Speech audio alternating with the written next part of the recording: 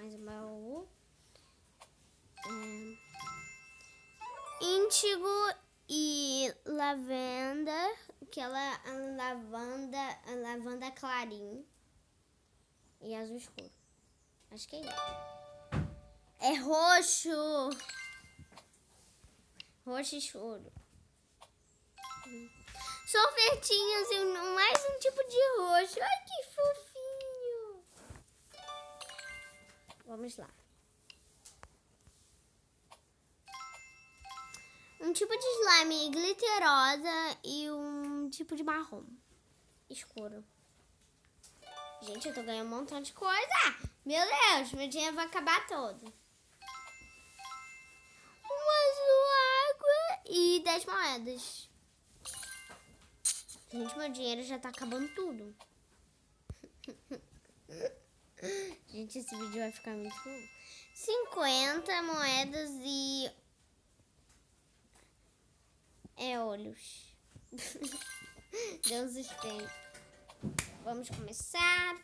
Mais baús. Eu adoro, gente, comprar baú. Na verdade, eu não gosto. Um rosa neon e 10 moedas. É verdade. Outro baú. 200 moedas e luas? Acho que é isso, gente. Mais um baú. Um amarelo meio verde e macarrões.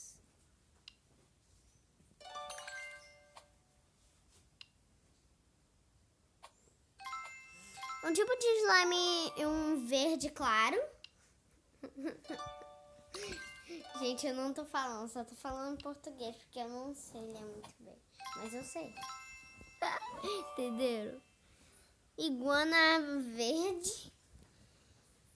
Iguana green, que quer dizer um verde meio desbotado, um verde desbotado. E rubia.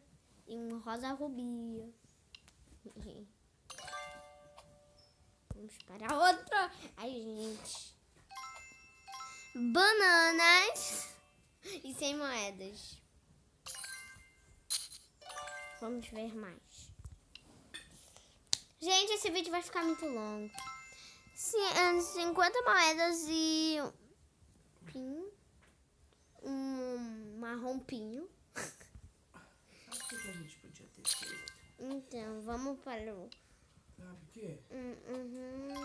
Calma aí. Um verde, maçã e 200 moedas. Último baú, gente. 50 moedas e borboletas. Então, gente, esse foi o vídeo. Espero que você tenha gostado. Deixe o seu like.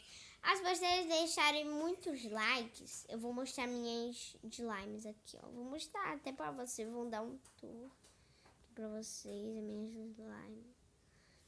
Aqui, gente, eu tenho várias.